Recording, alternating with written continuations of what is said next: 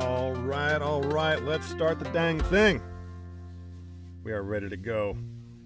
My friends, welcome back to the show. It is good to see you. It's good to be seen. You got Jimmy Moreland here for you. Back on the live stream. It's been a minute, but we're back. Voice actor, audiobook narrator, and music producer. And today on the show, we're going to be doing like we always do. We're going to be doing some live voiceover auditions. These are real jobs that real clients are out there offering real money for us to do. Now, as it's been a little bit since we've done one of these, real quick rundown of how we do it. Here's what we're going to be looking at. We've got Pro Tools on the left. We've got the voiceover websites on the right. These are what we call the pay-to-play voiceover websites. We're going to have voices.com and voice123.com. We'll also potentially head over to ACX, take a look over there at the Audiobook Creation Exchange and see if there's any interesting audiobook work out there. I, however, right now am chock full of audiobook work, so I'm not super interested in actually doing any audiobook auditions, but it's always fun to go over there, take a look, and see what's going on in the zoo that is ACX. Now, chat-wise, I've got live chat up for Twitch and YouTube, so wherever you're watching, feel free to drop a question. It's sort of in my peripheral vision, but sometimes we get a little busy, so if I don't see it right away, hold your horses, I'll get to it, and we'll do some chatting. I do love talking about whether you got questions about gear, about these voiceover websites, about the biz in general, whatever you got. I do pay attention to chat, and I do love to chat with folks. So let's jump right into voices.com. Now, I have been taking a few days for myself, as I'm sure a lot of folks out there have been, and I've been really focused on audiobook work. I've got loads and loads of audiobook projects in my queue right now that I'm having to handle, so that's what I've been doing.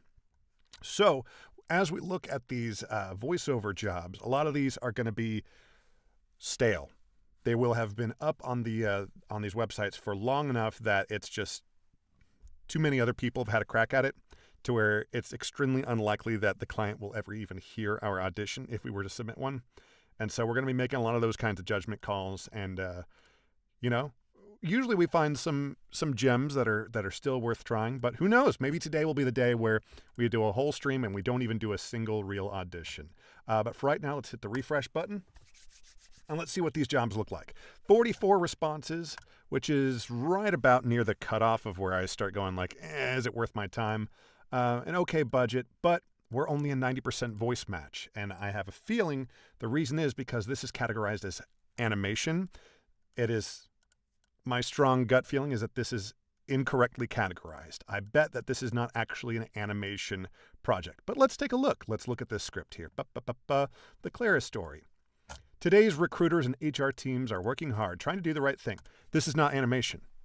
This is e-learning, is what it seems. E-learning, corporate narration, explainer, it's one of these type of things. This is incorrectly categorized, and as a result, I am only showing up as a 90% match. Now, that's a bummer for me, because I would actually be a good match for this. It's a bummer for the client, because they're getting 100% matches from people out there who I'm sure are great, but people who have specialized their profile to be 100% matches for animation. So if you're having like a straight ahead e-learning project and suddenly you get all these like wild character actors coming into your audition feed, that's not necessarily what you want as the client. So this is a huge bummer. Just because your video is animated doesn't mean it's animation category. I'm going to flag this as a incorrect here. Incorrect performance details. This job is not an animation job. Please give clients a pop-up when they select this category. This is maybe the single most common frustration that I see on voices.com. Every single day, you see clients doing this, picking animation when that isn't the correct category at all. So a bit annoying.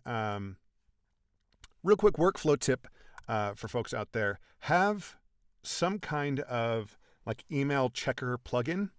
So I use Gmail, and the Checker plugin that I have is called Checker Plus for Gmail. I don't remember if I ever paid for it, or maybe I've got the free version, or maybe I did pay for it. I don't know. This is not an endorsement, but it does work just fine, and it does two things. One, I get an audible ding that you may have heard, and I see the badge up there.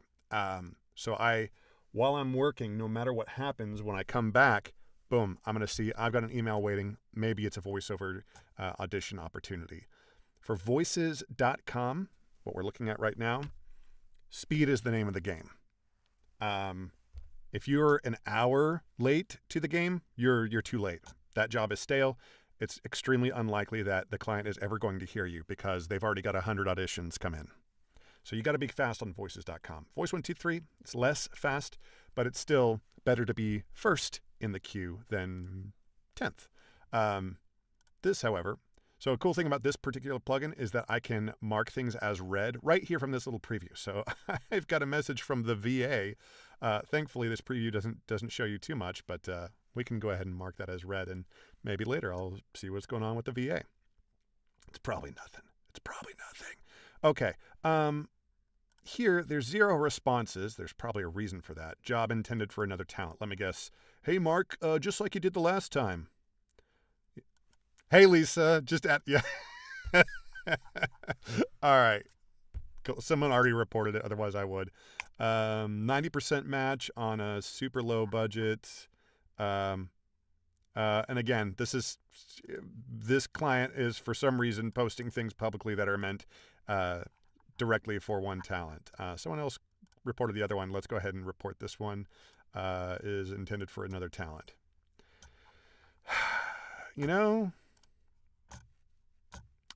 Some people, it looks like they've done this multiple times.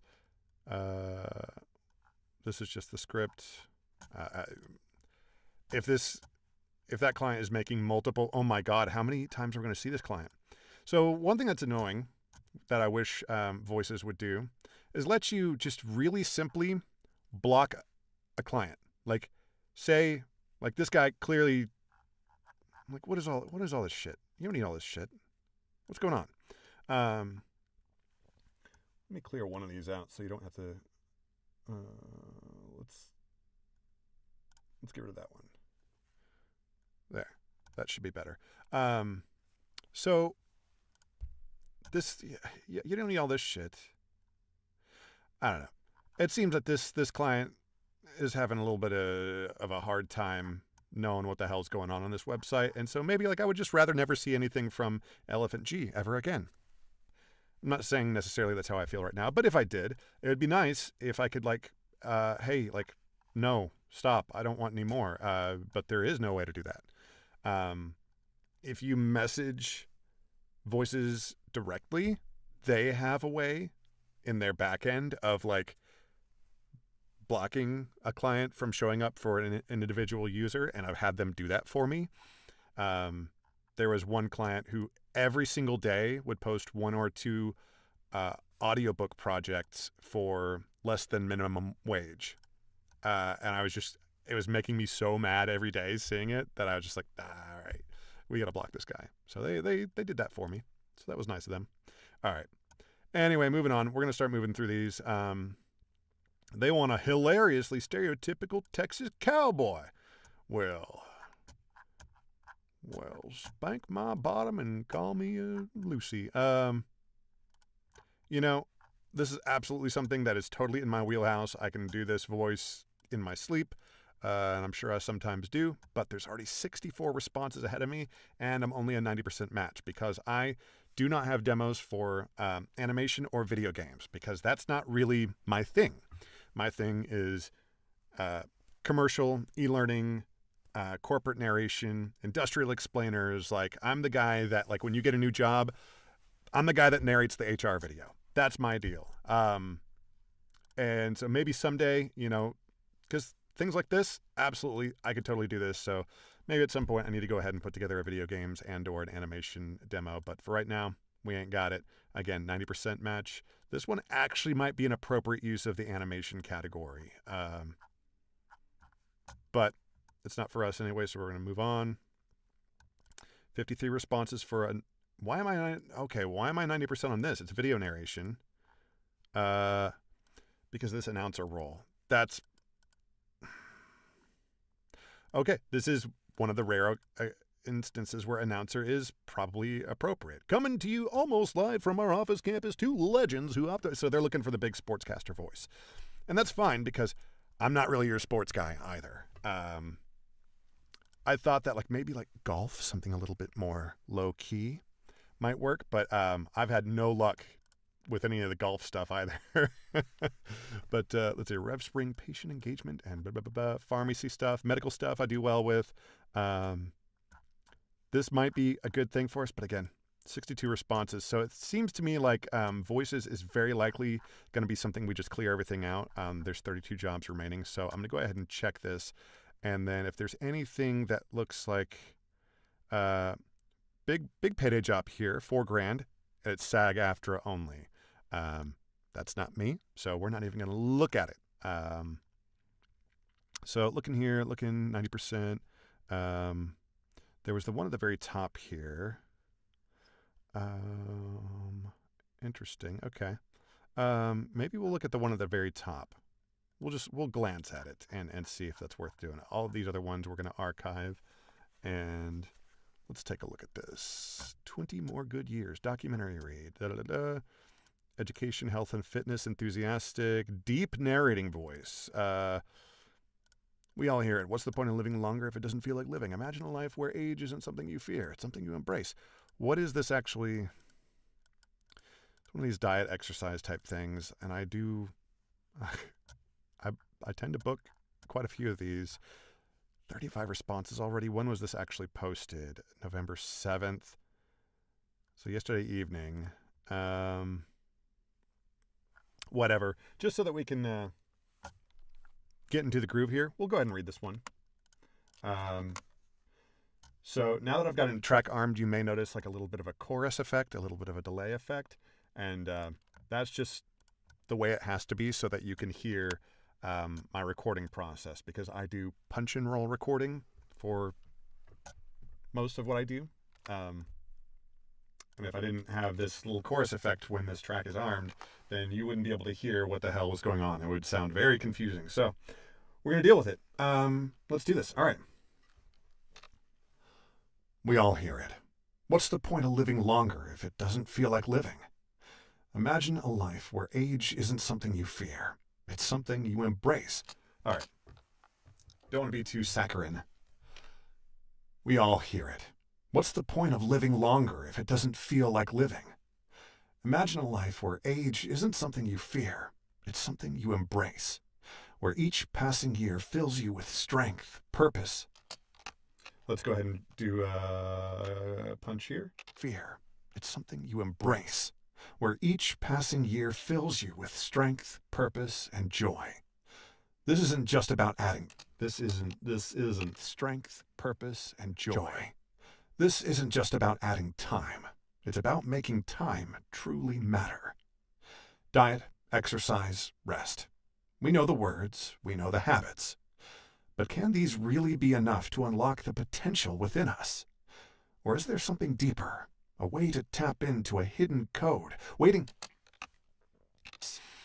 Or is there something deeper? A way to tap into a hidden code, waiting to be discovered? In a world overwhelmed with advice, how do we cut through the noise and find what really makes us thrive? Okay. Cool. We're going to copy this little blue clip so that we can just paste in our little buffer here. Now, the thing about doing punch and roll recording is that I can now edit by sight. I know that once I trim up these little heads and tails of these clips, I know that they're good to go. There's no extraneous noise. There's no extra lines. There's nothing. So I know that this whole thing is good to go. Hit my automatic crossfade, briefly turn on D-click, which gives us even more delay. Sorry about that.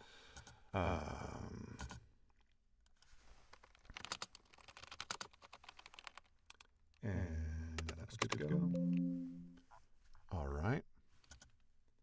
Let's turn that off, kill the delay, reply to the job, hit my standard response template, put in my quote, select the file, and once it uploads, send response. There you go. That went pretty fast. From when I decided, yeah, we'll go ahead and do this audition, to hitting send. I can't imagine that was more than 3 minutes, maybe. That's how fast you need to be if this is something that you want to do. You really, really got to be comfortable with your tools as far as the edit goes, being snappy with the edits, even if you make a lot of stumbles like I do. You saw there, I had to punch in, 3 or 4 times. You can stumble a bit with your read. That's totally fine. We're humans. Sometimes scripts are not super easy to read. But everything else about your process, your edit has to be quick. You have to know your post-processing. You can't be like, oh, maybe I'll mess with the compressor before I send in this audition. No. That stuff all has to be set way ahead of time to where you're not even thinking about it. Your file management, all of it has to be set so that when the opportunity arises, you can strike while the iron is hot. And the other thing is that you got to be there. You got to be at your desk. You got to be in your booth in front of your microphone so that when these good jobs come in, you're able to use all of your fast and efficient work to actually turn around a product and submit a good audition in a quick time frame. If you're, I'm sorry, if you've got like a regular day job, then this kind of voiceover, doing the pay-to-plays, is absolutely not a good use of your time at all.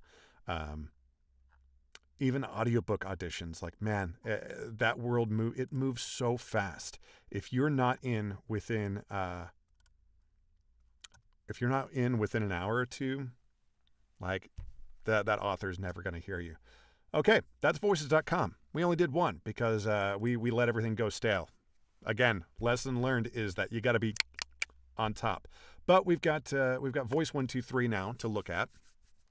And let's go through here. First, actually, briefly, I'm going to see if this is still an issue. So we're briefly going to come off of full screen so that I can look at a couple of these and see if people are still showing their full first and last name. Okay. Looks like people are not doing that. They are anonymizing. That was an issue. There was like one day where I guess maybe they were trying a change where instead of, I'll go ahead and show you. So right here where it says client number, yada, yada, yada, yada, for like one day, it was like every single client that showed their first and last name. And the fine people at Voice123 asked me, they said, hey, Jimmy, can you find a way to like not show people's first and last names and like my brothers in Christ. It's your website. Please, you hide the client's names. All right. So we can just go into these. There are 22 available. I'd be surprised if we do more than 1 or 2 auditions. Again, some of these are super, super stale. We've got several that are older than 1 day. So we're going to go through and just show you real quick how to not get overwhelmed and how to clear out all the auditions that you're not even going to consider. First, if it says looking for a quote, I'm not a mind reader. And on this website, you live and die by the algorithm. And one way to get, there are multiple ways to get screwed in the algorithm as talent. 1, submit auditions for things that you're not suited for. So if someone is calling for an African-American woman voice, and I submit, obviously I'm not right for that job. Obviously I'm not going to get hired or favorited by the client, and that's going to end up impacting me negatively in the algorithm. Like if someone wants like a big high energy read for an ad, I'm not a high energy guy. I'm not your guy for that. But if I submit my low energy read that like sounds great and would be great in some contexts, but it's not right for what this client wants, again, that's a case where I'm going to get dinged in the algorithm because I'm not doing what the client wants. Another way, we'll check that out in just a moment here. Another way to get dinged in the algorithm other than just not getting booked and so forth. Another way is not being able to read a client's mind. So when this client says, hey, I'm looking for a quote, that doesn't help me. So if this client has a number in their mind, they know what their budget is, but they just say looking for a quote, I think because they're trying to take advantage of someone. But if the number in their head is $500, and if I quote $700 because that's what I feel that the work and the usage is worth, or maybe that's what the market really is worth, but my number is just too high for them, then they're not going to hire me, obviously, and they're not going to favorite my audition. And so I'm going to get hurt in the algorithm because I just couldn't read this client's mind, even though I might be the perfect voice for this job. So this is my biggest complaint about Voice123, is that clients are allowed to be cowards and potentially be like this. You know what? Yeah. After this week, I'm seeing more negative intent in people's, in strangers' actions. So I think that people, when they say looking for a quote, they are absolutely trying to take advantage of some newbie talent out there who's going to go like, yeah, I'll do that for $50. And like, maybe the usage for this, like, is like, holy shit, like this should be a $5,000 job. But like, they might go, cool, this dumb idiot quoted me $50, so we're going to take it. We're going to take their voice, and it's going to be like in perpetuity national broadcast usage. Like, screw you, you just got conflicted out of an entire category in perpetuity for $50. Like, bye. I used to think like, oh, maybe people are just, they just don't know any better. If you've gotten to the point where you're posting a job on voice123.com, you should know better. So if it says looking for a quote, I'm out. I'm absolutely never, ever, ever going to do a job that says looking for a quote. Now, sometimes if you actually go in here, they'll explain, hey, like, this is union scale, and like, based on how long you think it'll take, quote something within what, like, they'll give you some ranges, and so they'll sort of help you. But there's a way you can do that. You can have the thing, and people, the point is that generally speaking, it's worth saving myself the time not to have to like read every single job that says look for a quote, because 99% of the time it's crap. These are people trying to take advantage of people. So for the 55 people who submitted proposals for this, like, I'm sorry. I'd love to see like a site-wide breakdown of these things that say looking for a quote. I'd love to see the auditions that book, how far under market rate those are. Like, in aggregate, like, how bad are talent being screwed by these looking for a quote jobs? Like, this looking for a quote thing is absolutely set up only to benefit like unscrupulous clients.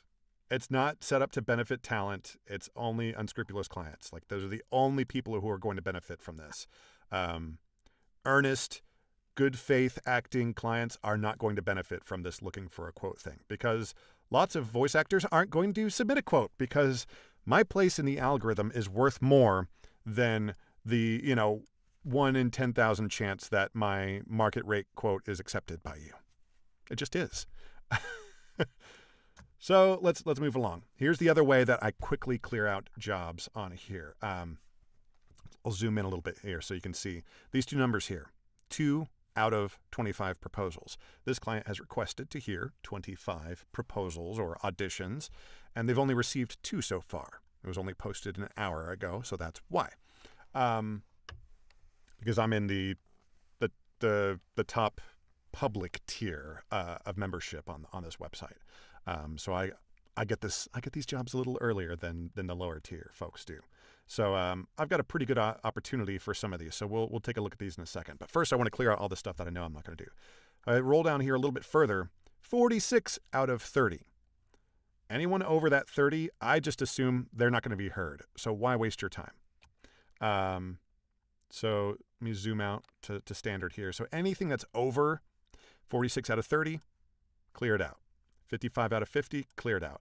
I'm not even going to concern myself. 49 out of 50, that's close enough that it would be a real bummer if I did the work of doing the audition, and while I was doing that, someone submitted number 50. Boom, I'm 51.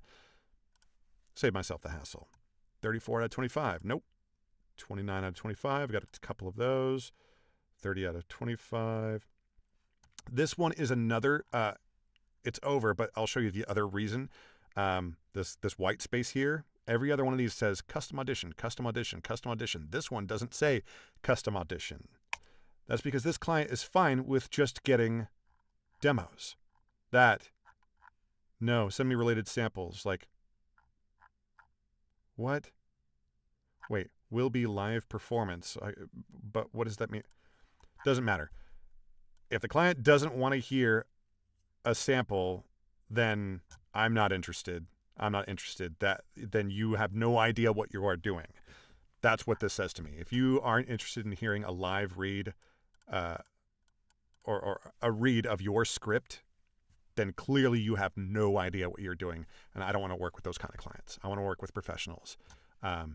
So that's one that gets declined for that reason. But good luck to these 30 people who have submitted auditions for the privilege of earning $75 from a client who doesn't know what they're doing. Good luck. Same thing here. They don't care about, and it's an explainer video. So, A, they're looking for a quote, so they're looking to take advantage of someone. So screw this client. And they're not even gonna give us, they don't even want to hear. I can't put myself in the position of someone who is like making such poor decisions. Like I guess we all make poor decisions from time to time, but that is just so bad, so dumb. Okay. Now we're down to 6 jobs that maybe we might consider doing just based on those 3 really quick criteria for eliminating things. Is there a budget, or are they looking for a quote? Are they looking for a custom audition, or are they fine with getting demos? And how many proposals have they received? Is it over what they've requested? So by those 3 things, we've cut it down from what we're at, like 22 on Voice123, down to 6, which is super manageable. We can look at 6. So let's start from the bottom and go to the top here. 3 days ago. Budget's $100. Not great. This is a no budget. Yeah, no shit. Neutral accent, deep and sinister, executed with whisper and hiss, designed to stoke fear. And you'll get an IMDb credit. Oh my God. Good thing my bank accepts IMDb credits instead of mortgage payments. You're mine. You can't hide from me. I see you. You're weak. You can't stop me. All right, we're not going to do this one. Not for $100. Nope. This one here, we're very near the limit here, 23 out of 25. This has been up for a day. Let's take a look here. Short promo videos for mobile apps and games. Yeah, we see these a lot, and they never have any budget. How do you imagine the future of learning? Margin Note 4 offers unique insights with virtual documents enabling flexible layouts and edits. What a sentence. Offers unique insights with virtual documents enabling flexible layouts and edits. Like, oh God, what copy? I'm really not. Hello? Someone made a noise. What's going on? Howdy. Who do we got? Anyway, thanks for whoever did click the button somewhere. Appreciate that. Yeah, quick turnaround. 2 days. That's fine for something, unless it's like super, super long. Doesn't look like recording length 1 minute. Yeah, super, super easy. Like, this is an easy enough job. But like, I don't know, doing these like mobile ad type things. You know what? We're here. We're on the stream. Someone just made the mandolin play. So we'll actually do a voiceover job here. Actually, oh, you know what? All right. This is the lesson. Voice123 is not the place to play. And in fact, a voices.com job came in while we were chatting earlier. So let's take a look at this.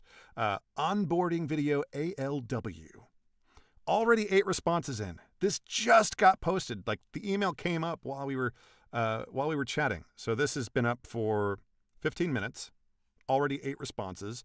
See how quickly you got to move here. Okay.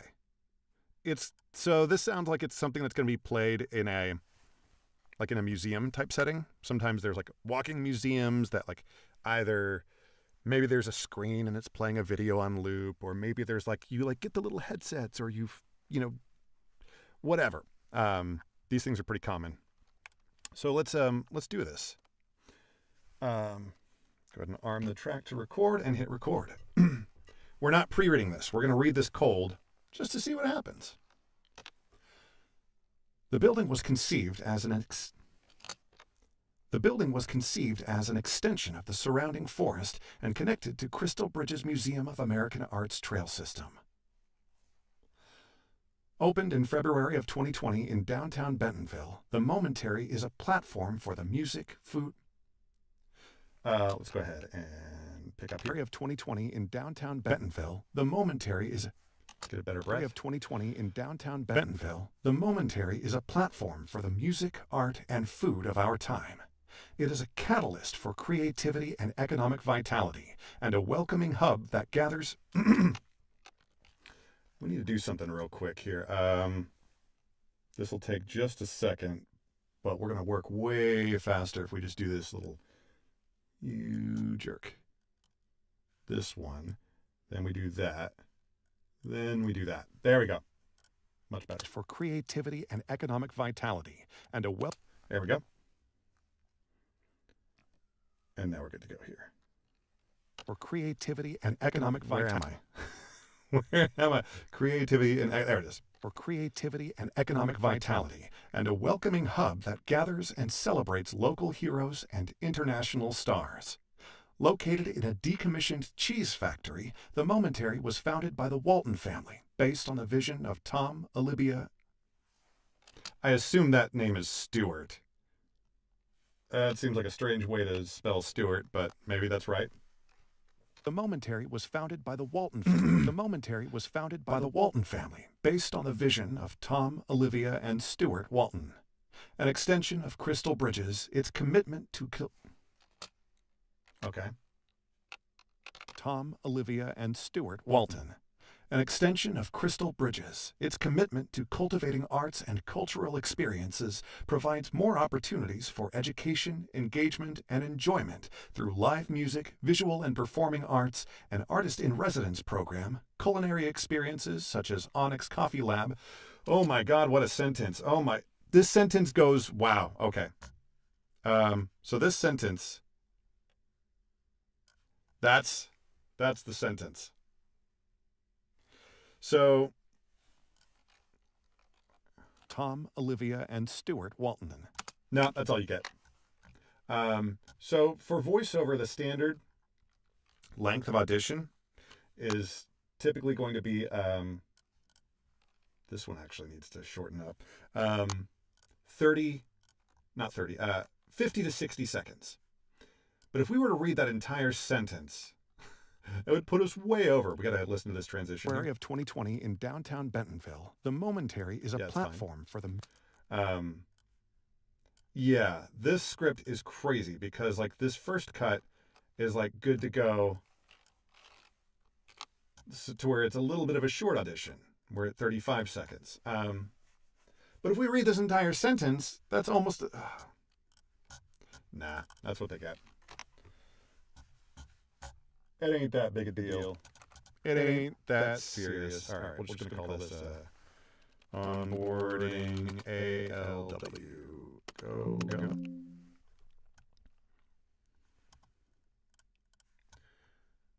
Reply. Boom. Hit the quote. And there it is. So, what we were talking about over on Voices, or on Voice123 rather, before we took this detour over to Voices, is On voices.com, there isn't an algorithm per se to where if I submit, I can play. I can stretch myself creatively and submit for jobs that I might not be perfect on paper for, but who knows? Maybe the client is like, you know what? That's an interesting take that we didn't know that we would love, but we do love it. Yeah, let's hire that person. It can happen. And it's also just good craft-wise, as artists, as talent. It's good for us to stretch out a little bit and to do these kinds of things, take risks. And on Voices, there's no penalty other than just you potentially wasting your time doing a bunch of auditions that you're not suited for. But on Voice123, you can't really do that, because eventually it'll, like, the algorithm will learn that, like, hey, this guy's messing around. This guy is submitting for a bunch of stuff that he's not suited for, and so he's not getting hired, and potential clients are not liking, favoriting, thumbs upping his auditions. So we're going to throttle him.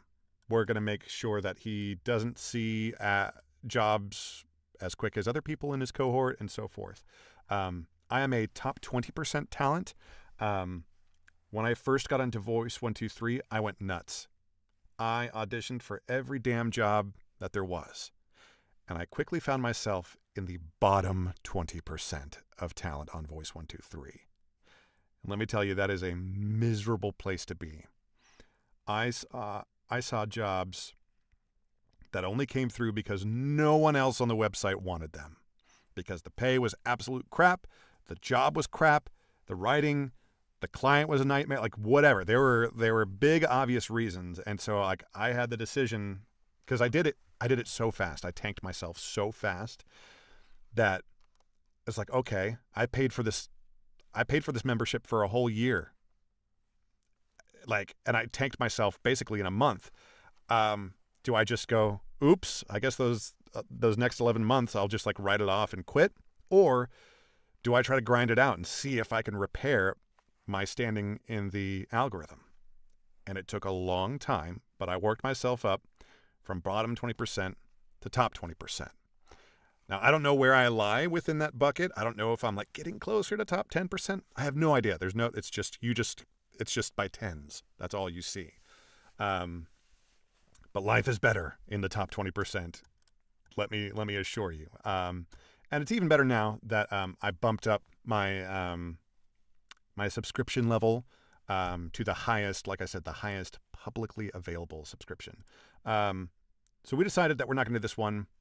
It's already a bit stale. Posted over a day ago. Nearly full on proposals. Low budget. And it's an app. Nah, not going to do that one. This one here. Brazilian Portuguese. I'm not a native speaker.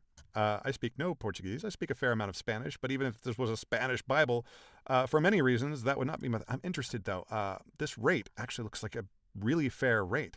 Ideal candidate will be bilingual. So it's an edited down Bible. Interesting.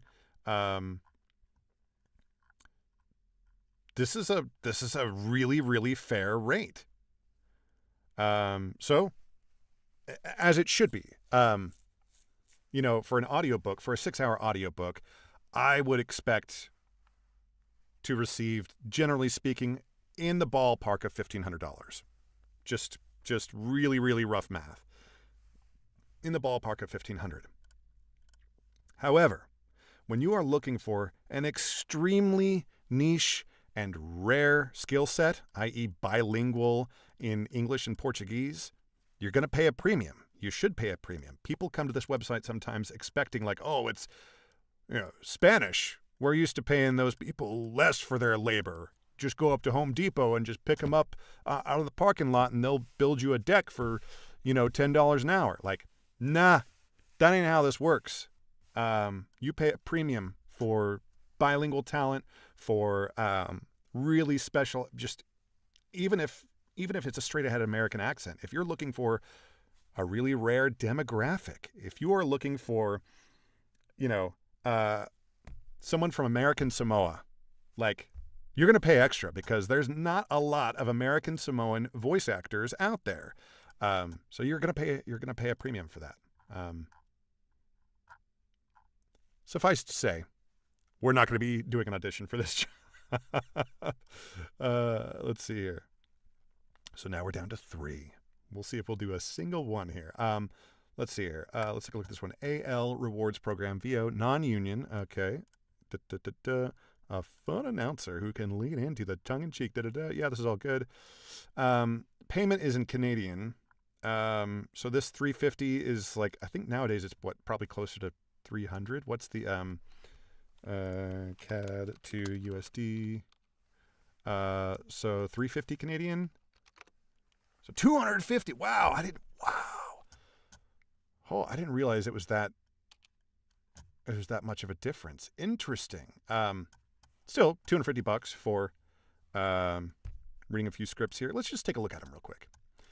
Hey, savvy player, fellow savvy person here. Look at us, all relaxed and sophisticated. Okay, this seems fun. This seems like it's appropriate for me. Let's look at the specs again. Make sure. Male, adult. Sure. Okay. Yeah, let's do it. They're wanting us to lean into the tongue-in-cheek. So the worst thing we can do is not give them enough, because they might think like, they don't have it. If you give them a little bit too much, they go, they've got it, and he can probably pull it back. Make sense? All right. Hey, savvy player, fellow savvy person here. Look at us. I feel like I've got a truck passing outside right now. Our house is off the main route here in Maine. Beautiful mid-coast Maine. And our booth is very, very well constructed. Very, very few sounds can penetrate into these walls. Giant trucks, however, on that road, there's no booth on the planet that could stop them. So sometimes we got to stop. But it sounds like they're done. So we're going to keep going. Hey, savvy player. Fellow savvy person here. Look at us, all relaxed and sophisticated. It's like looking in a mirror. Because we know that savvy players set limits before you hit go. Take wager limits, for example. They let you stay in control of how much you want to spend in a day. Keep in mind that gambling isn't a good way to make money. Be honest with yourself about how much you can really afford to lose. Got a number in mind that works for you? Good. Just log into alc.ca, select My Account, then Playwise Tools to set your limit. Look at us, practicing positive, healthy play. We make it look so easy. Go smooth. Oh, so smooth. We make it look so easy, so smooth. We make it look so easy, so smooth, so sophisticated. All right, we're going to say that's good enough. So we did that as a cold read. I've never read the script before. And I think that's fine. We could spend another 30 minutes here, like micro managing every syllable and like trying to get the tone just right. But at the end of the day, you've got to really consider what your return on investment for that time spent is. And is it really going to be that much better? There are so many stories. Hold on. Let me go ahead and bounce this out. Peace of mind. Bounce that out. There are so many stories of people who've done like long studio sessions live with a client, and they record to 15-second line, and they record it for an hour, just dozens and dozens and dozens of takes. And the client ends up using take number 1. So don't do that to yourself. Let's delete that. I have not given them 2 reads. There we go. All right. Cool. Job delivered. Audition, anyway. All right. We need to make some more room for myself here, so let's do that. And then let's duplicate this track. There we go. And we're ready again. All right, what do we got here? Coffee brewer social ad. They want a dude for whatever reason. $75. But the meta of Voice123. Sometimes you see it's like, oh, $75. Like, it's not worth my time. But if I just like book the job and deliver it and it's real quick and easy, hey, that's a bump up in the Voice123 algorithm. Like, I kind of given the option to do one $500 job or to do 10 $40 jobs on Voice123, I would take the 10 $40 jobs. I'm making 100 fewer dollars, $400 versus $500, but 10 booked jobs, the effect in the algorithm will be so much more valuable than $100. So that's the wild thing on Voice123.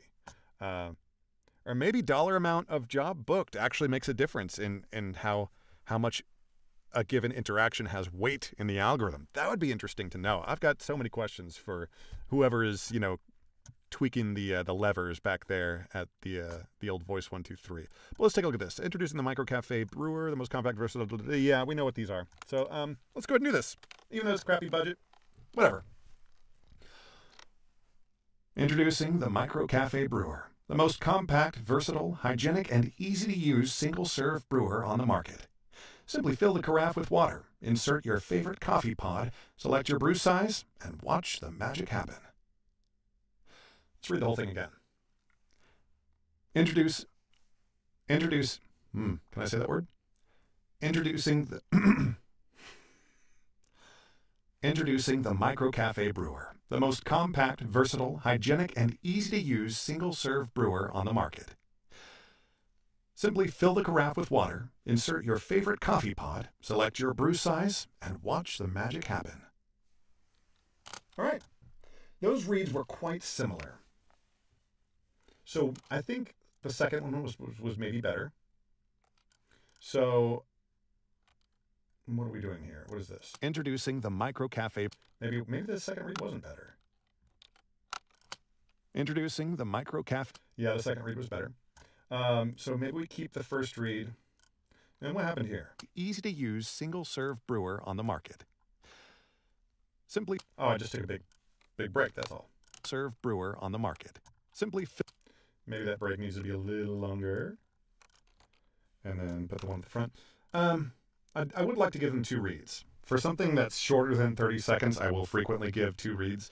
But the reads need to be different. They need to be different enough to justify the second listen. Because if the client listens all the way through and they get to the second read and it's the same read basically, they're going to be like, well, I feel bamboozled now. I just listened to the same damn thing twice. So give them something different. So I'm going to give them something much more high energy here.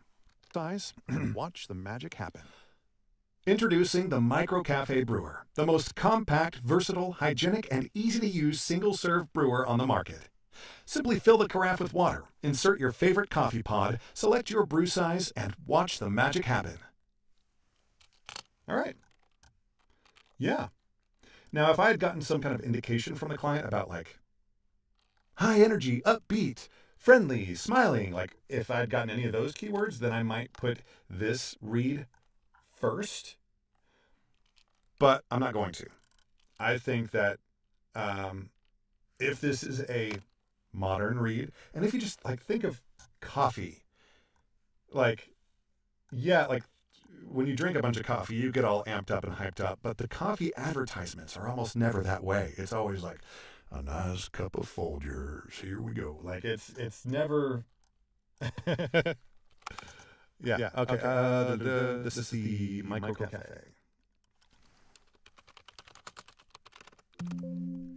So yeah, you gotta. We're not. You don't want to be just copycatting everything you've ever heard, but we do you need to live in the context of what the current trends are, and we're gonna put a note here. I've given you 2 takes. There we go.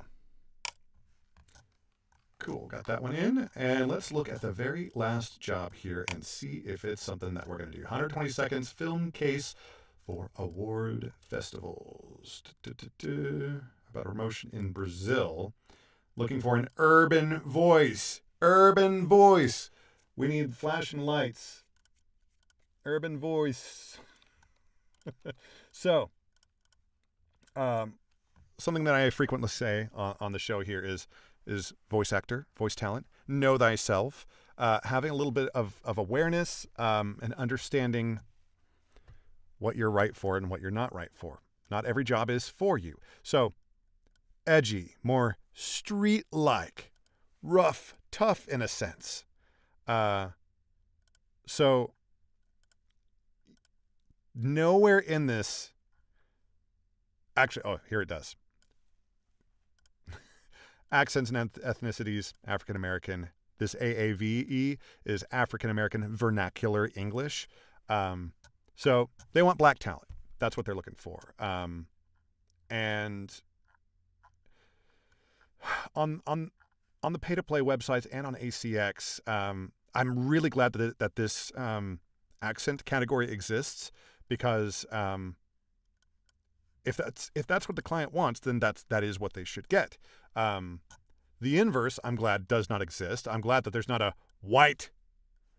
I have seen one client on, I think it was on Voice123, who said that they didn't want a woke voice, which is basically that client's way of saying, like, they only want white people to audition.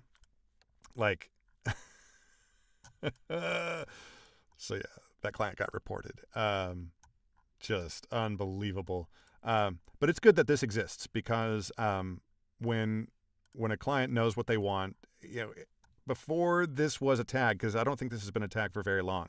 Before this was a tag, they would have to use like code words: urban, edgy, street-like. That feels a little strange. Urban is a good way to think and act in this video. Like, even before I saw that AAVE tag, like, they're looking for black talent, or perhaps, like, it said something about Brazil, a promotion made in Brazil during some soccer matches. Anyway, it's important that you just have some self-awareness. If your instinct is to whine and cry about a job being only for like black talent, this probably isn't the right industry for you. And maybe you could also, there, I'm gonna get banned from Twitch.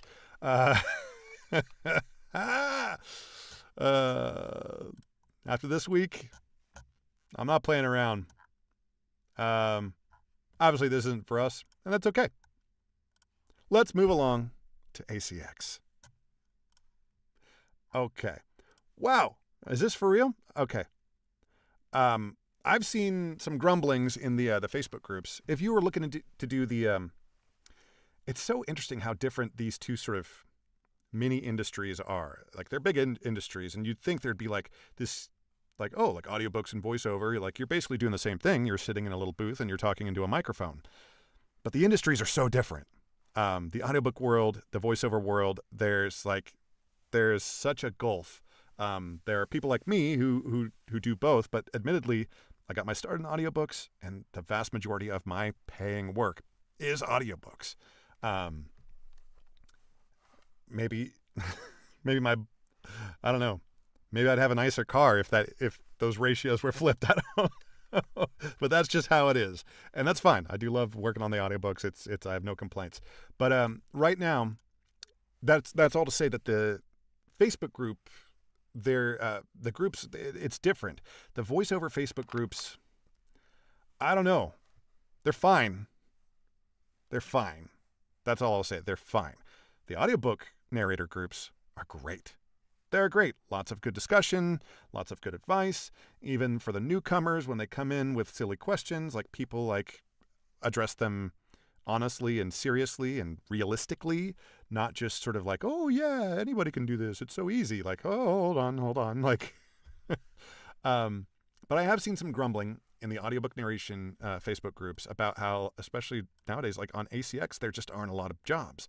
And we'll go ahead and maximize this. And man, only 3 books fitting my filter list, and the only filter that I have is looking for a male narrator and budget. That's the only filters that I have on. I have noticed that these are also it happens to be that these are the only filters that ACX remembers. So if you go through and you like set your accents, you set your language, you set your genre, you set all of these things, next time you come back to ACX, it won't remember any of those. But it does remember voice gender and project budget. So with these two things, which is usually enough for me to like get a good sense, especially when there's only 3. So we're just going to really quick look at these. I know I'm not going to be doing any audiobook auditions today because, like I said, I am so full of audiobook work. I don't have a break in my calendar until February. And even then, there might be work that is there. We just haven't like sealed the deal. We'll go ahead and look at that. We haven't sealed the deal, and so like I might actually, it might be March, like mid-March that I'm booked through, which is just wild to think. I'm very lucky for sure. Let's take a look at this job that just rolled in before we go. All right. First of all, you love seeing worked together previously. Amazing to see that, because if I submit an audition, they're also going to see a worked together previously badge on my audition. So I'm going to stand out bright yellow, just like they're standing out on my page here. So let's take a look at this. Our Animal Friends, Book 4, Ariana the Bluebird. Okay, so this is an audiobook. So, wait.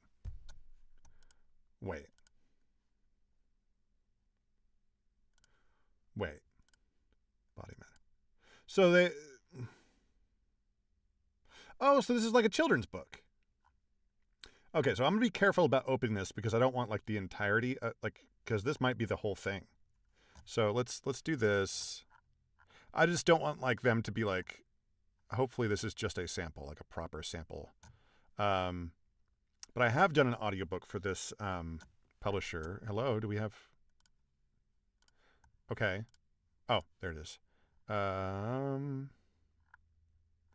Okay. So it looks like this is the entire book. I'm tempted to do this. I've never done a children's audiobook. In the Forest of Plenty, all the animal friends were happy and enjoying life.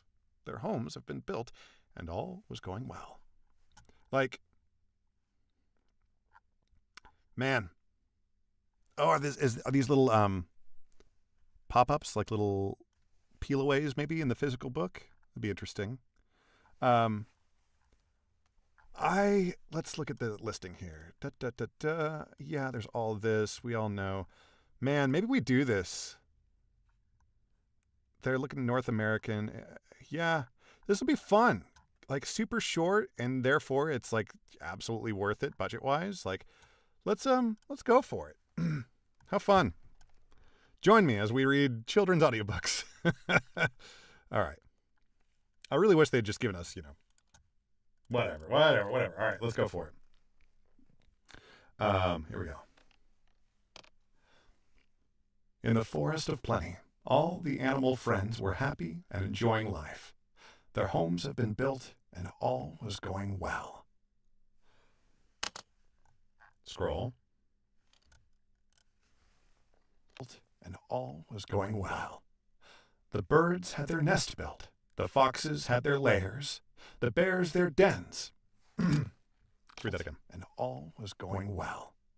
The birds had their nest built. The foxes had their lairs. The bears their dens. And the beavers were busy building their dams. What a beautiful world we live in. Don't you think we live in a beautiful world? All right. Think we live in a beautiful world? Ariana the Bluebird enjoyed the peaceful... We need to read this much slower. Think we live in a beautiful world? Ariana the Bluebird enjoyed the peaceful times in the Forest of Plenty with all of her friends. Think we live in a beautiful world? Ariana the Bluebird enjoyed the peaceful times in the forest. Think we live in a beautiful world? Ariana the Bluebird enjoyed. Think we live in a beautiful world? Ariana the Bluebird enjoyed the peaceful times in the Forest of Plenty with all of her friends. And scroll. Plenty with all of her friends. Ariana could watch the beavers build their dams and home. Plenty with all of her friends. Ariana could watch the beavers build their dams and home in the lake from her perch high up in the tree. She had a good bird's eye view. That's for the parents. Nice joke for the parents. She had a good bird's eye view. As the day progressed, Hunter the Hawk could smell smoke. He asked Ariana the Bluebird if she could see any smoke in the distance. Oh no! Oh no! She could see any smoke in the distance. Hunter the Hawk and Ariana the Bluebird flew off to investigate the smoke. As they flew closer, As they flew closer to the area of the smoke, they could see a forest fire spreading throughout the forest. So we're over a minute, and with how short this is, I want to be careful about, I don't want to read the whole thing on stream because, that might really piss off. That might piss certain people off. So I want to get to something that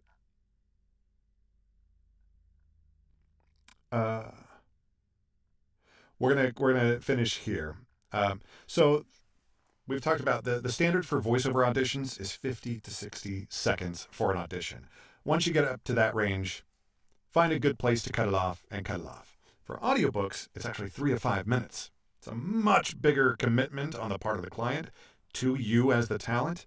And so 3 to 5 minutes is a much more fair representation of just the scale of what the project is going to be. It makes sense.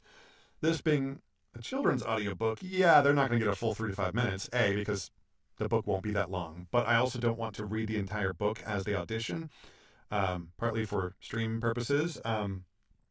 But I don't want to end the audition here at this negative point. I want to find some kind of arc, some kind of change in mood, so that we're leaving people feeling good. So I think we're going to get to this page here. It's not the full resolution, but it's a little bit of an uptick in the story, it seems. So let's get to there.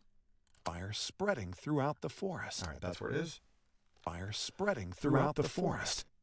Fires can cause much damage and destroy many trees and the homes of our animal friends in the forest. Hunter the Hawk and Ariana the Bluebird flew back to warn all of their friends about the fire.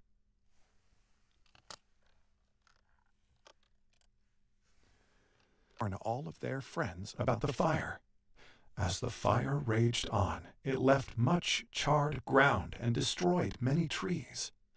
The forest did not look the same. Have you ever seen a forest fire? Everyone needs to work together to prevent forest fires.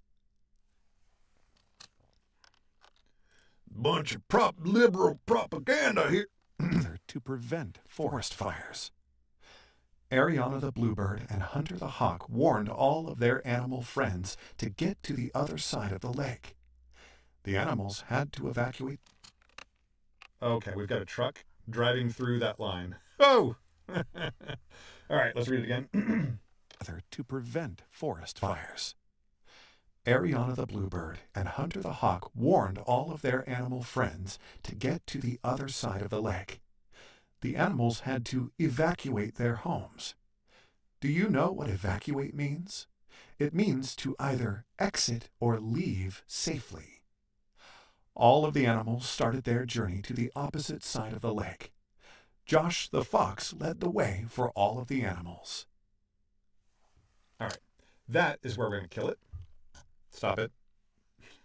Whatever. All right. Now, again, because we did punch and roll, this edit is going to go so fast. What I'm doing here is I'm hitting tab, the tab key, which jumps forward to the next edit point that I've got. Once I'm at that next edit point, I'm just trimming up the end of the previous clip to where it overlaps with the beginning of the next clip, just to make that a clean edit point. And then hitting tab to go to the next one. It's that simple. And there we go. And then each of these edit points, it's a hard edit. It's like two pieces of tape butting up against each other. And there's a potential for when two pieces of tape, digital tape, butt up against each other, that there can be a tiny little noise that gets generated when you go from one hard clip to another. Just a little, like a little almost like a click or a blip noise. It's less of an issue now, but it is a possibility. It's there. So what you want to do is have a little bit of a crossfade. And in Pro Tools, I just hover it down here, and I can click, boom, there's a crossfade. So instead of a hard hit, they blend a little bit together, one into the other. Crossfading all these manually would be a pain in the ass. So instead, I triple click to select everything on the track. The hotkey is Control F in Pro Tools. It brings up this batch fade dialog. Everything is already set. I like a 10 millisecond crossfade. It's short enough to be basically transparent. It's not so long that you're going to start having weird stuff bleed in from old clips. It's basically, I think for voice work, it's just about ideal. For music, you actually want longer fades typically. But for voice work, it's pretty ideal. I do not have adjust existing. Don't want to do that because sometimes you do want to manually make a really nicely tailored crossfade, and you don't want to have it overwrite or adjust ones that you've done manually. Everything else here, looking good to me. So if we zoom in, we can see, boom, there's that crossfade. There she is. Beautiful. Select everything again. Bounce this out, and we're calling this Our Animal Friends. Our Animal Friends. Bounce it out. Now, 0 responses right now. Let's hit reload. See how many people have already gotten in. 3. We probably could have been in quicker. Let's do hello again. Oh, I can update this number. 30 plus audiobooks. Try 40, baby. The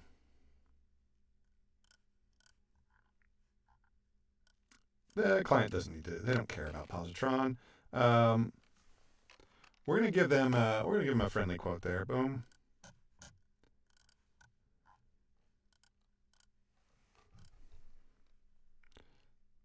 Love to work with you.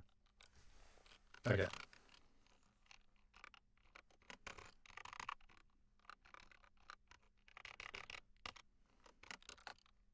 Hello, I'd love to work with you again. Da, da, da. Ba, ba, ba. Yeah, good. Let's just send it.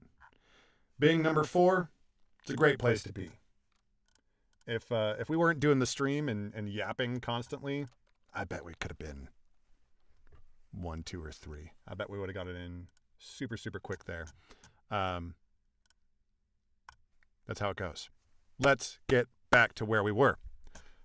ACX audiobooks. Now, it just so happens that it looks like at least one of these is a children's book. But let's see here. So I've seen this To Look Upon Eurydice. I think it's Eurydice is how you say this.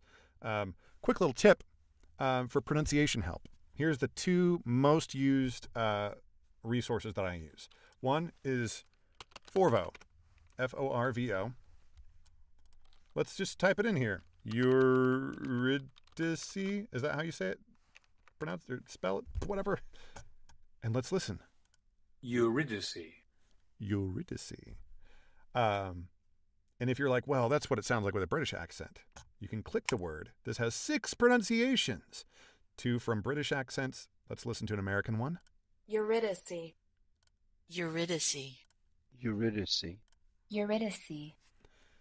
So, not every word is as well populated as this, but Forvo is an excellent resource for finding relatively I don't want to say relatively common. You can find wild stuff on here. And you can find things, for example, you want to hear how a French person says Eurydice? Eurydice. Eurydice. That wouldn't have been my guess. Italian? Euridice. Eurydice. Latin? Euridice. Wild. But English speakers tend to say Eurydice. Eurydice. How interesting. So depending on what you're narrating, what you're reading, for this audiobook, chances are you're going to be saying Eurydice. But if you're reading like a deep, dense nonfiction, look at historical, like, the war of whatever, and maybe you use this sort of Latin style pronunciation, erudice, or whatever it was.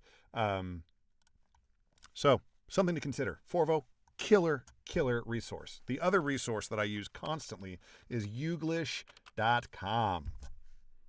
Youglish searches all of the captions on YouTube. So if I paste in Eurydice, based on Youglish found 99 YouTube videos that had the caption. So if your YouTube video doesn't have captions, either because it's too old, or if the person who uploaded it like unchecked the like, no, I don't want captions automatically generated on my video. Those won't show up, obviously. But 99 videos showed up in this case, and you can hear, and it starts the video right at the context. On Orpheus and Eurydice, and is really about not looking back. Another opinion, you just click next. Of course, you can bring Eurydice back. See? Beautiful. Youglish and Forvo are some of my most used websites as an audiobook narrator. Just so frequently, you just want to double check, like, I feel like I've been saying this word all my life, but have I been saying it correctly? Like, it's better to check. Go ahead and check it. So we've already seen this. We've talked about To Look Upon Eurydice, a collection of poems. Probably a good book to do, but you got to consider date posted to ACX. October 18th. Hey, that's not so old. That's not so bad. Like, yeah, it actually is really bad. For something to be up for, what are we at, like 3 weeks now? This author has been completely inundated. There's no way there aren't 100 auditions in this author's inbox. Ain't no way you're being heard if you're number 101. So something like that, you skip it. Stubby's War, a dog's view of the Great War. Oh, poor Stubby. This one was posted October 22nd. Again, nearly 3 weeks old. Probably not going to be something, yeah, you're probably too late if you're looking at it at this point. But if you saw this when it was new, there's the two tabs. There's the audition tab, which will be where you download the audition script or whatever. But I wish it started you on the About This Title tab, because this is where you can quickly get a feel for, is this a bullshit project or not? Summary. This is where the summary goes. This is where, like, if you care about like learning a little bit more about what the book is about, then fine, read the summary. I'm generally more interested immediately in this information right here. Gender, male. Okay, cool. Character age, teenager. Maybe not me. Accent, American. Sure. Genre, teen and young adult. Like, it's probably not right for me individually, but maybe for you. Maybe it's great. Notes from the rights holder. This, for books that are offered rather than per finished hour, for books that are offered at royalty share, this is where you want to see, like, okay, do you have a marketing plan? What's your social media followership like all of that kind of stuff. That is what you want to see if you're going to do royalty share. Like, and as a note, as a narrator, it is not your job to market their audiobook.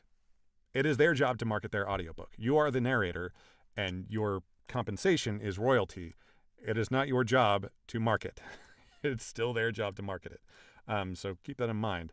But this is, if it's royalty share, this is where you would hopefully see And they've got some stuff here about like, oh, like marketing to blah, blah, blah, blah, blah, blah. So yeah, whatever, fine. Let's see here. Word count seems to be, this is all fine. Mid-length book. Totally fine. So this all looks good. This is like a solid YA. The cover, ooh, I don't know about this cover. It seems a little Mickey Mouse isn't the right thing. I don't want to say cheap. It just seems like not a lot of effort, not a lot of professional effort went into the cover.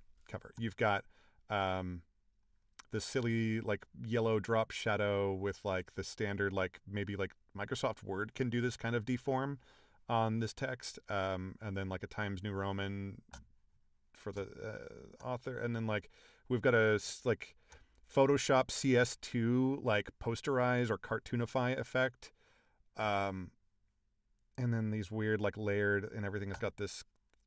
Is this the oh, I know what Photoshop filter this is. It's the it's not plastic. It might actually be the plastic effect. There's like a plasticify or like a saran wrap or something. It's like a plastic wrap or aluminum foil type effect that causes these sort of wrinkly looks to it. That's absolutely what's going on here. Shout out to cracked versions of Photoshop CS2 in my bedroom in 2001. Who among us didn't have a MySpace profile pic that had the plastic effect on it? Okay. Still though, whatever. You're getting paid $200 to $400 per finished hour. That looks like a solid title. Go for it. Knock yourselves out. But again, it's a bit old, so maybe not. This one, quite recent. It's only 3 days old. Still, if you are trying to do audiobooks for a living, you need to be checking ACX multiple times per day and ready to hit record and do an audition the moment something comes in. I've seen people in the Facebook group say like, oh, I'll wake up in the morning and I see an audition, it looks good, and then I'll go to work and I'll read it. I'll read the audition a few times while I'm at work. And maybe I'll go to the books like Amazon page and I'll read the preview that's on there and I'll do the like look inside. Like, okay, so by the time you get home to record that evening or whatever, the book's been up for at least 12 hours, likely. And that means that author has easily received 50 plus auditions. So that author isn't going to hear you. So I'm glad that you got your hopes up, fell in love with the script and the book and the author and the author's kids. Like, that's great that you did that, but it was a waste of your time. So absolutely want to be ready to hit record as soon as something worthwhile comes in. So let's say that like children's books are your thing. All of this is, you're doing too much. We don't need your full company breakdown. Now, oh God, and they pasted the same thing again here. Now, these rates, like, oh, that seems great, but like, be careful with these shorter titles because it might not actually be a great use of your time. It also doesn't look great in your portfolio to have a bunch of really, really short titles. I recently hit 40 books on Audible. Actually, some of them are still in legal limbo land, but I've produced 40 audiobooks. Now, if someone were to look through my portfolio and find that half of those were like these like 1 hour, like practically pamphlets, these like 1 hour, like cookbooks, diet guides, workout routines, meditation things, travel guides, things like that. All of these things that are under 3 hours, that's crap to have in your portfolio. And if you tell someone, I've got 40 audiobooks, and they look through your portfolio and find a bunch of that, they're going to think that you were misrepresenting your body of work. And frankly, you are. You're like, those aren't real audiobooks. No serious audiobook narrator does those. Maybe they did it first, but they don't count those. maybe they like wish they would have done those under a pseudonym. Like, yeah, like if you can get this kind of rate for doing what are basically pamphlets, then fine, go nuts. Do them under a pseudonym. Don't count them. Certainly don't count them on your, like, don't put them out on your website or on your social media. But if it's an audio book, i.e. it is going to end up on the audible.com platform or whatever, really consider doing that under a pseudonym, because long term, you don't want those things showing up in searches when people go like, oh, you're a narrator? Let me look up on Audible. And if they see a bunch of diet books and workout routines, that's a tough place to be. Holy. Also consider, like, it's good that this client is being like super, super upfront and clear about what they're about. This is a super, super Christian client, which is fine. Be cognizant, though. Just make sure that that's going to jive long term. If you do start a long term working relationship with a client, I have a feeling, Pilgrim's Progress. I have a feeling that if they're going to be telling the story of the first Thanksgiving, I have a feeling it's not going to be factually up to snuff. Let's just say that. So if you're fine with all that, if all of this jives with you, then absolutely, yeah, go for it, go nuts. And if children's audiobooks is something that you really want to pursue, then all of my comments about having short books in your portfolio, throw that out the window. Obviously, children's audiobooks are going to be shorter, generally speaking. So all of that you can throw out the window. But just keep all that in mind. That actually might be a case that still you might want to do a pseudonym, because if you're getting booked for children's audiobooks and then you're getting booked for like steamy queer romance stories, like maybe use a pseudonym for one or the other, just so that those are separated, so that people don't get very, very confused about what you're about when they do some Googling. But pop off on some queer romance. Have fun. So this is not one that I would do, but it seems like a solid, legit project.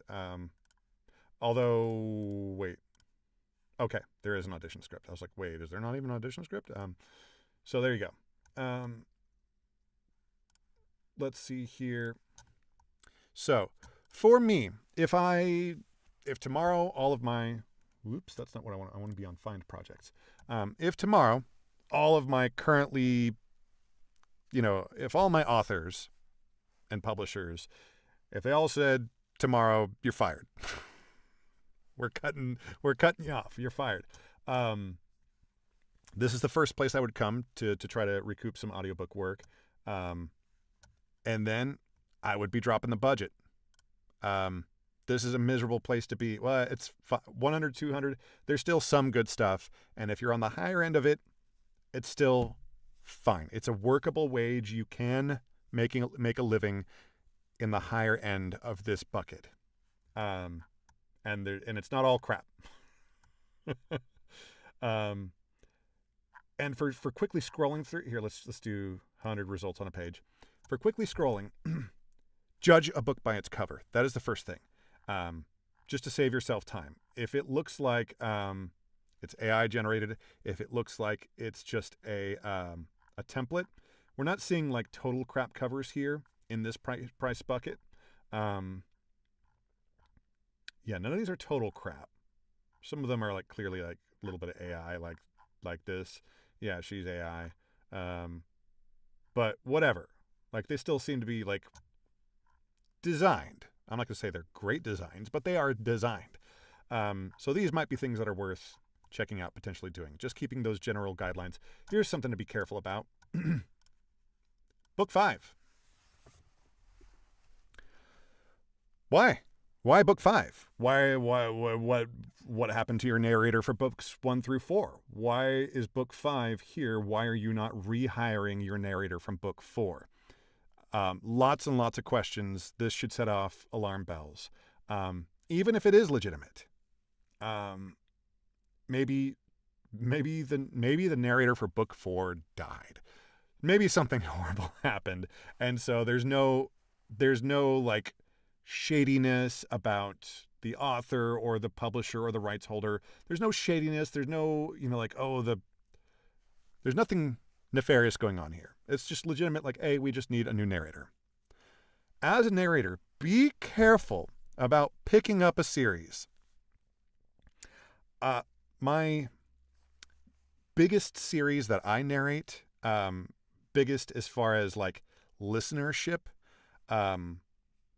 it's actually a series that like people in the wild like have occasionally heard of. They're like, oh my God, you read that? You narrate that series? Like, just the last few books here.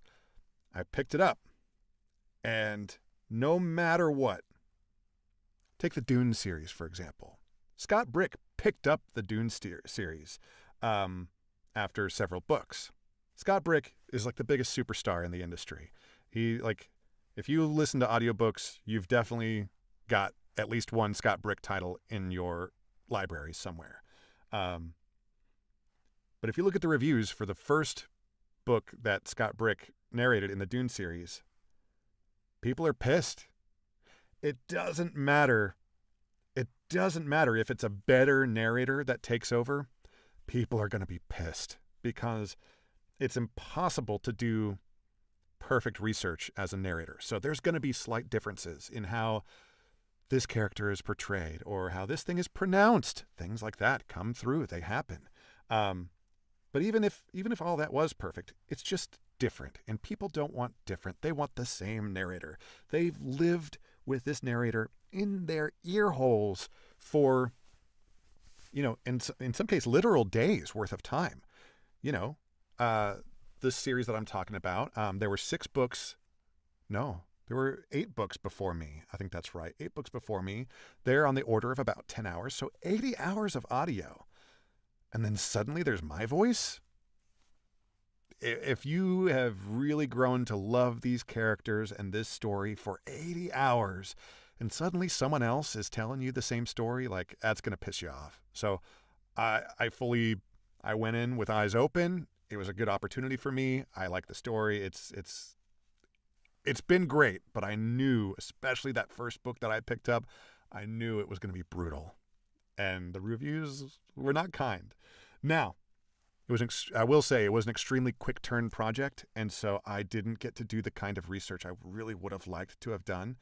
But since then, I have been listening to the first 8 books in my spare time, where I might be listening to other audiobooks that I might, prefer to listen to just for leisure.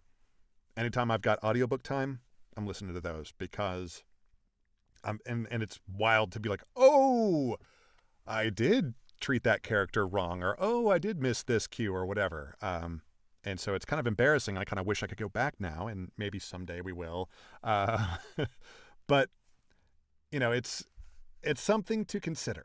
All that's to say, you got to consider that before you pick up book 5 here. Consider, do you have a thick enough skin that you're going to be able... If you're someone who doesn't check reviews ever, great. That's actually a great thing. You'll do well. But if you are someone who occasionally like, oh, let me just check in, just see if people... I really liked how I did this book. Did other people like it? Am I crazy? Like, am I totally off base? Let me just check in. And if you see a bunch of people saying like, no, this is so wrong. How could they butcher this? Like, what? If that's going to like absolutely ruin your week, maybe don't audition for a book 5 in a series. Moving on. Good luck to whoever picks this up, and I hope the reviews are kind to you. This is what you want. So even more so, like, okay, you see, let's look for something that's clearly a novel. That's not a novel. Okay, this looks like a novel. I'm not gonna click it. I don't want that image to get any bigger. Mortal Scorn. Like, yeah, okay. That's all fine, but what you want to see, what you love to see, is book 1. Because the implication is that you've got virtually guaranteed follow-up work. If you do your job well, if you've trained and maybe you've already got a portfolio that's building and everything like that, and if you can deliver on the agreed upon timeline, so if you do your job well and how you're supposed to do, then this rights holder should come back to you for book 2. And you just continue. I've got one series that I'm on book 10. I've read 10 books in this series. Another series, that one that I picked up, I'm about to start the 4th book. So pretty soon with that series, I'll eventually get to the point where I have narrated more of the series than the previous narrator. And that'll be like, okay, it's mine now. I'm not the new guy screwing this up. I'm the guy and he's just the old guy. I'm just the guy. So that'll be a fun place to get to. But yeah, most of my work is repeat work. I am not on ACX every day. In fact, nowadays, the only time I check ACX is when I'm doing the stream. My calendar stays full, primarily just from repeat work from authors. The authors that I work with, I'm very lucky that they are all really prolific. They write quick. Some of them putting out like as many as 4 books in a year. It's wild how prolific some of these authors are, and they keep coming back to me. So that's got to be an indication that I'm keeping someone happy, the authors, if not the listeners. So that's a great place to be, and I think that every job that you book is an opportunity to prove that you're worth more than what you've just booked. Like, yeah, it sucks to be in this price bucket, but if you can land this job, do the work at $250 per finished hour level, do that kind of work, and eventually you will book that kind of work. But I understand getting started. I got started on ACX. You see a lot of coaches and things out there who like, yeah, I can teach you how to be a success in the audiobook industry. Cool. When did you get started? 1990. It's like, man, that was a different industry. It's a different planet. I think that getting coaching, getting performance coaching, fine, great. But getting any kind of like business or marketing or like sort of beginner strategy advice from someone who got their start before ACX.com was a thing, I don't know how useful that is. No one's sending out demo tapes anymore. That's not how this works. Nowadays, if you want to do audiobooks, you build a portfolio through ACX. It's going to suck for a while.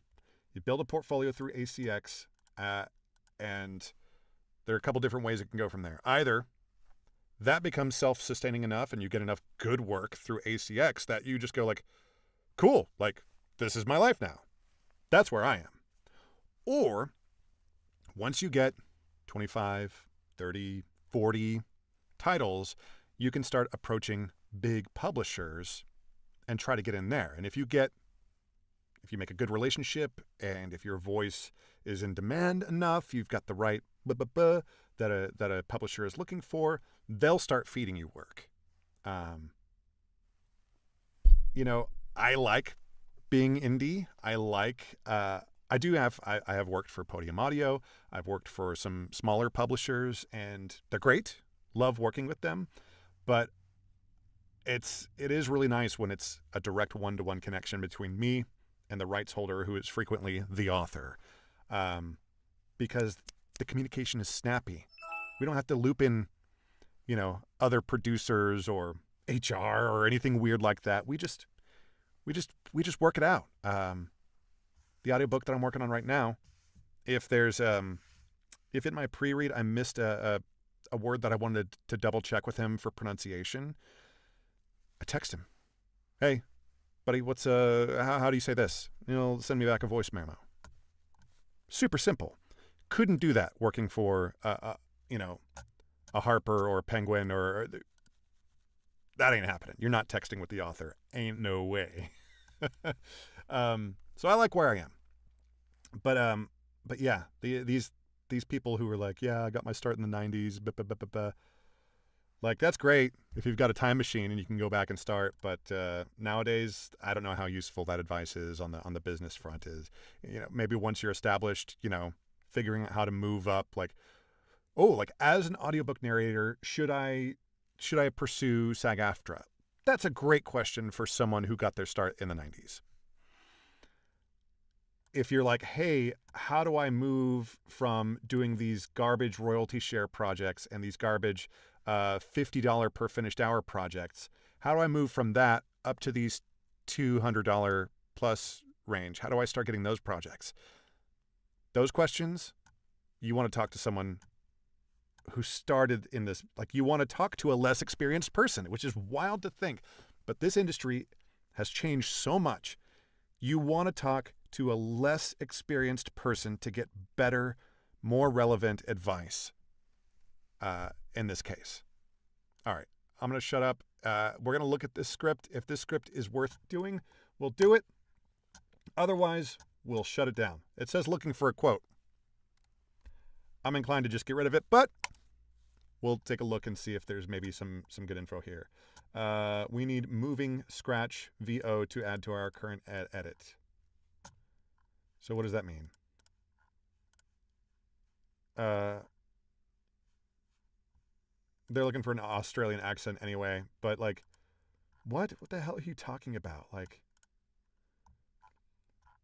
anyway, good luck, I guess. But this looking for a quote, this client is very likely trying to take advantage of voice talent. So screw him. That's how I feel. Okay. Let's get this all organized again. I keep, let's see here. Nice. Okay. I think that's going to wrap it up. For folks that have questions, like, please hit me up. Like I said, I love talking gear. I love talking, business. If you would like to pay me to talk for you, you can hit me up. veteranaudio.com is the website. You can go there, drop me a line, listen to demos, whatever you got. You can do all that stuff there. Otherwise, hit me up on Twitch, on YouTube. I do read the comments on YouTube and respond to those. Otherwise, we'll be back whenever we're back. But I have some real audiobook work that I need to get to. So thank you all for stopping by. Whoever made the mandolin tune play, I think someone either subscribed or something. So thanks for that, if you're still around. I purposely don't let, I don't have like a viewer count or anything like that. It's just chat. Like, so if someone chats, I see it. I don't have any other information there because I don't want to treat my stream differently based on whether there is or is not someone here. That would feel awkward. So, thanks for whoever did that. So we're going to say adios. So thanks everybody for stopping by. Hope you're doing well. We'll see you next time. And until then, everyone be safe, be kind. We love you. We'll see you.